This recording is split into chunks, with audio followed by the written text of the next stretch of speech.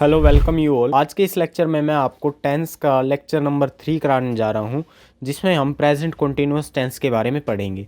इससे पहले मैंने आपको 2 लेक्चर टेंस के ऊपर प्रोवाइड कराए हैं, जिसमें फर्स्ट लेक्चर में मैंने आपको बताया था कि टेंस होता क्या है, कितने तरह के हमारे पास टेंस होते हैं। उसके बाद सेकेंड लेक्चर में मैंने आपको प्रेजेंट इंडेफिनिट टेंस को अच्छे से समझाया था कि प्रेजेंट इंडेफिनिट टेंस होता क्या है, इसकी पहचान क्या होती है, इसके स्ट्रक्चर्स क्या होते हैं, और प्रेजेंट इंडेफिनिट के हिंदी के वाक्यों को हम इंग्लिश में कैसे ट्रांसलेट करेंगे। तो आज हम जो है प्रेजेंट कॉन्टिन्यूअस टेंस की भी इन्हीं सभी बातों के बारे में डिस्कशन करेंगे। तो चलिए स्टार्ट करते हैं। सबसे पहले हम ये देखेंगे कि प्रेजेंट कॉन्टिन्यूअस टेंस आखिरकार होता क्या है, इसका मतलब क्या है। ठीक है, अब नाम से ही क्लियर है, ध्यान से समझिए। प्रेजेंट कॉन्टिन्यूअस टेंस, तो इसमें जो टाइम है वो हमारे पास होगा प्रेजेंट का, यानी वर्तमान काल की बात होगी, अभी के समय की बात होगी। और वर्क कैसा होगा, कॉन्टिन्यूअस। कॉन्टिन्यूअस मतलब जो कंटिन्यू हो, यानी जो काम अभी जारी हो, उसको हम कॉन्टिन्यूअस वर्क बोलते हैं। फॉर एग्जाम्पल, जैसे मैं आपको एक एग्जाम्पल देता हूँ हिंदी में, जैसे हम स्कूल जा रहे हैं, हम स्कूल जा रहे हैं। अब ये वाक्य पढ़ने से आपको क्या पता लगा, कौन से समय की बात हो रही है, वर्तमान काल की बात हो रही है, प्रेजेंट टाइम की बात हो रही है कि वो स्कूल कब जा रहे हैं, अभी जा रहे हैं, है ना। तो ये प्रेजेंट टाइम है। इसके अलावा वो काम कर रहे हैं या हो चुका है, काम कर रहे हैं ना, वो अभी जा रहे हैं, यानी उनका जो वर्क है वो कंटिन्यू प्रोसेस में है, अभी हो रहा है। ठीक है, जा रहे हैं, हो रहा है वो काम, तो ये क्या है, कंटिन्यू प्रोसेस है। तो इस वजह से इसको, इस वाले वाक्य को हम क्या बोल देंगे कि ये प्रेजेंट कंटिन्यूअस टेंस के अंदर है। ठीक, अब अगर इसकी हिंदी में पहचान की बात करें हम, कि हिंदी में क्या पहचान होगी प्रेजेंट कंटिन्यूअस टेंस के वाक्यों की, तो आपको ध्यान रखना है, वाक्य के अंत में रहा है, रहे हैं और रही है आएगा। अगर इन तीनों में से कुछ भी आ जाए तो आपको समझ जाना है कि ये प्रेजेंट कॉन्टिन्यूअस टेंस का एक वाक्य है। ठीक है, अब इसमें ना हेल्पिंग वर्ब क्या होती हैं और मेन वर्ब क्या होती हैं। सबसे पहले हेल्पिंग वर्ब की बात करते हैं। इसमें हेल्पिंग वर्ब, 3 हेल्पिंग वर्ब होती हैं, इज़, एम और आर, जिनके अलग अलग रूल हैं। कोई किसी के साथ लगेगा, कोई किसी के साथ। जैसे इज़ है, ये लगता है सिंगुलर के साथ। अब सिंगुलर कौन कौन से, देखिए हमारे पास है ना 7 प्रोनाउन होते हैं, ही, शी, इट, दे, एक आई, वी और एक यू। तो ये 7 प्रोनाउन है।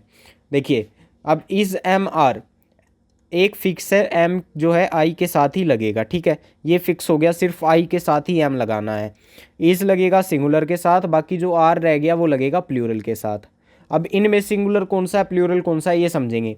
ही, शी, इट, ये तो है तीनों सिंगुलर।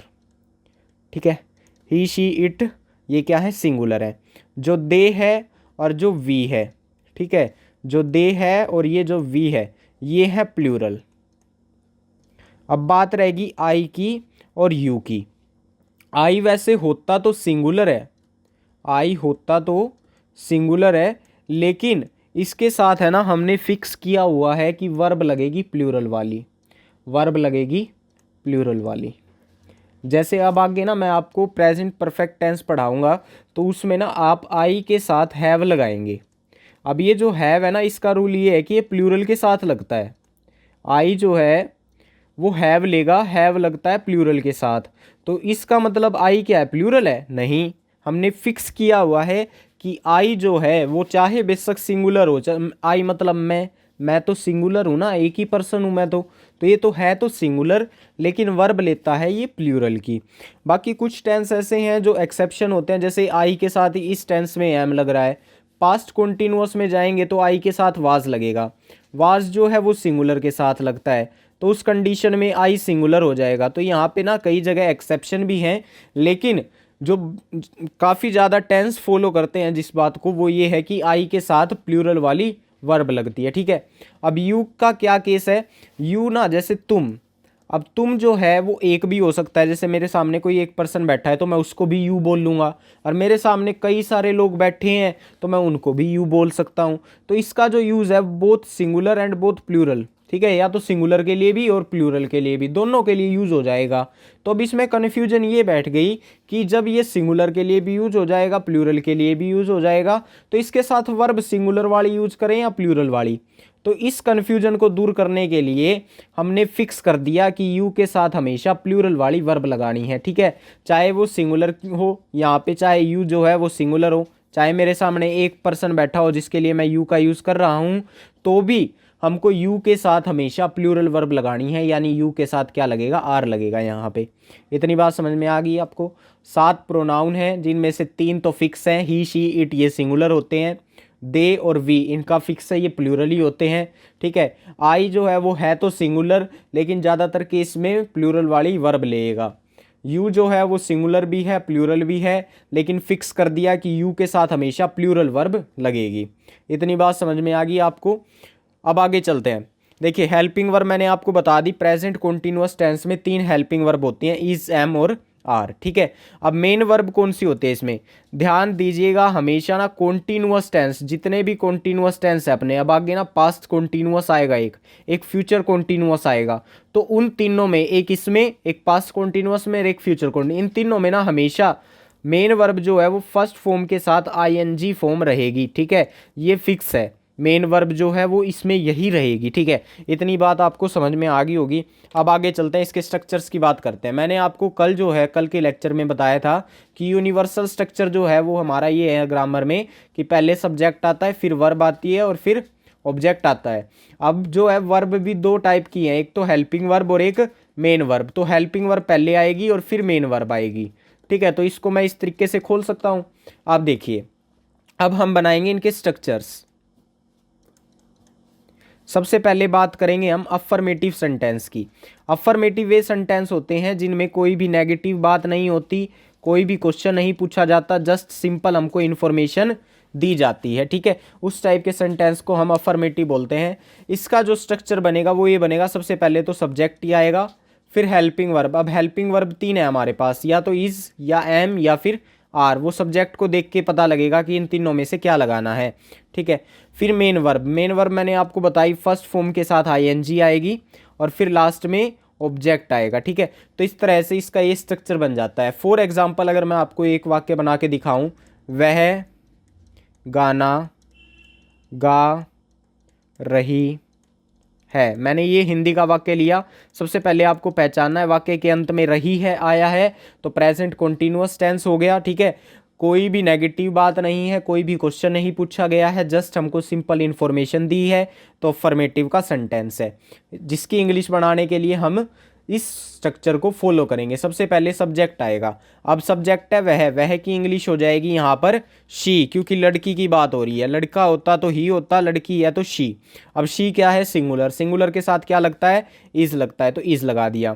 उसके बाद फर्स्ट फॉर्म के साथ आईएनजी। अब वर्ब क्या हो रही है इसमें, काम क्या हो रहा है, गाना गाने का, तो गाना गाने को बोलते हैं हम सिंग, सिंग के साथ आईएनजी लगेगा तो सिंगिंग, शी इज सिंगिंग।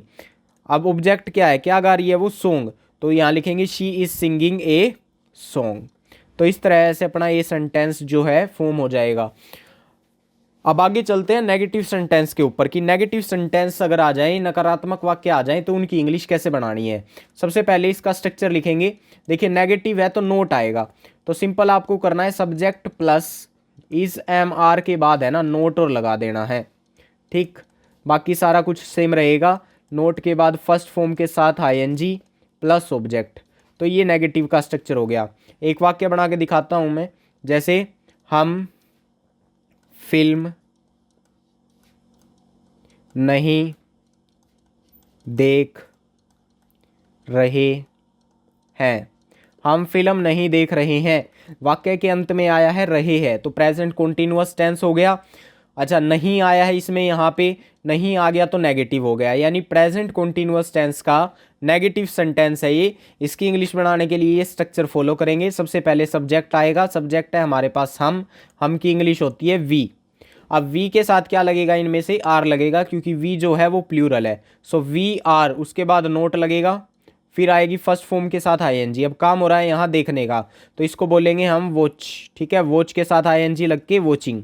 अभी यहाँ सीइंग नहीं आएगा, सीइंग जो है वो जो है स्टेशनरी ऑब्जेक्ट्स के लिए होता है, लेकिन यहाँ पर जो है फिल्म जो है वो मोशन करेगी, ठीक है, उसमें जो पिक्चर्स हैं वो मोशन में रहती हैं, तो इस वजह से यहाँ वॉचिंग लगाया जाएगा, ना कि सीइंग।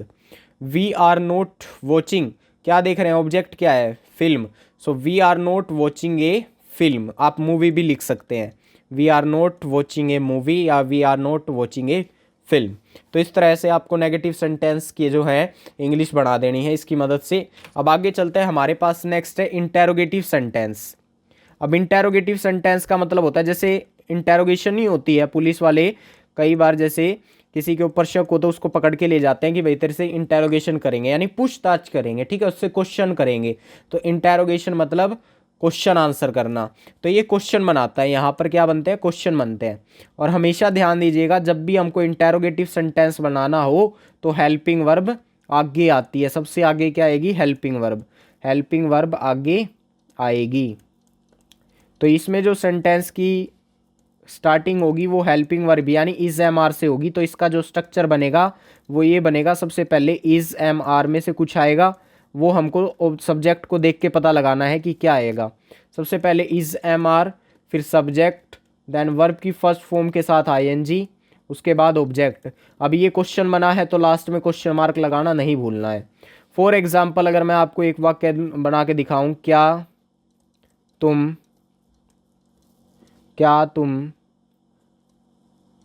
तुम खाना खा रहे हो, क्या तुम खाना खा रहे हो।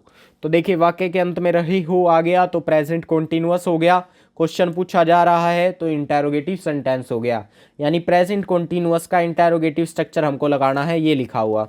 अब देखिए सबसे पहले इज एम आर आएगा, लेकिन हमको कैसे पता लगेगा इज एम आर में से क्या आएगा, वो सब्जेक्ट। देखिए सब्जेक्ट क्या है इसमें, तुम की इंग्लिश होती है यू, यू के साथ मैंने आपको बताया प्लूरल आता है तो क्या लग जाएगा, आर लग जाएगा, तो आर, उसके बाद हमने सब्जेक्ट लगा दिया यू, फिर फर्स्ट फॉर्म के साथ आईएनजी, वर्ब हो रही है यहाँ खाना खाना, तो खाना खाना यानी ईट, ईट के साथ आईएनजी लग के ईटिंग, आर यू ईटिंग। अब क्या खा रहे हैं, खाना, तो यहाँ लिखेंगे food, are you eating food, question mark. तो इस तरह से इसकी इंग्लिश फॉर्म हो जाएगी। नेक्स्ट चलते हैं, हमारे पास लास्ट टाइप का जो सेंटेंस है वो है negative plus interrogative. Negative plus interrogative, इसके नाम से ही क्लियर है कि इसमें इंटेरोगेटिव यानी क्वेश्चन भी पूछा जाएगा और नेगेटिव भी होगा, यानी उसमें नहीं नोट भी आएगा। तो इसका जो स्ट्रक्चर बनेगा वो ये बनेगा, देखिए इंटेरोगेटिव है तो हेल्पिंग वर्ब आगे आएंगी, तो इज एम आर आएगा शुरू में, तो इज एम आर, फिर आएगा सब्जेक्ट।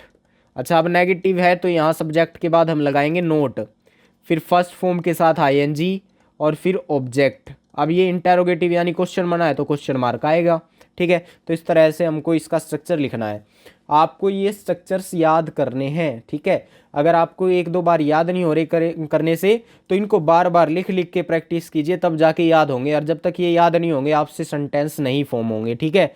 तो इनको अच्छे से याद कर लीजिएगा। जैसे मैं आपको इसका एक एग्जांपल लेके दिखाता हूँ, क्या मैं क्रिकेट नहीं खेल रहा हूँ, क्या मैं क्रिकेट नहीं खेल रहा हूँ। वाक्य के अंत में क्या आया, रहा हूँ आ गया, तो प्रेजेंट कॉन्टिन्यूअस है, ठीक है, प्रेजेंट कॉन्टिन्यूअस है। इसके अलावा आप देखिए वाक्य में क्या आ गया, यानी क्वेश्चन पूछा जा रहा है तो इंटेरोगेटिव हो गया, नहीं आ गया तो नेगेटिव हो गया। तो इसमें हमको तीनों चीज़ मिल गई, प्रेजेंट कॉन्टिन्यूअस का, इंटेरोगेटिव प्लस नेगेटिव, ठीक है। तो इसका जो स्ट्रक्चर है वो ये है, इसके हिसाब से हम इसकी इंग्लिश फॉर्म करेंगे।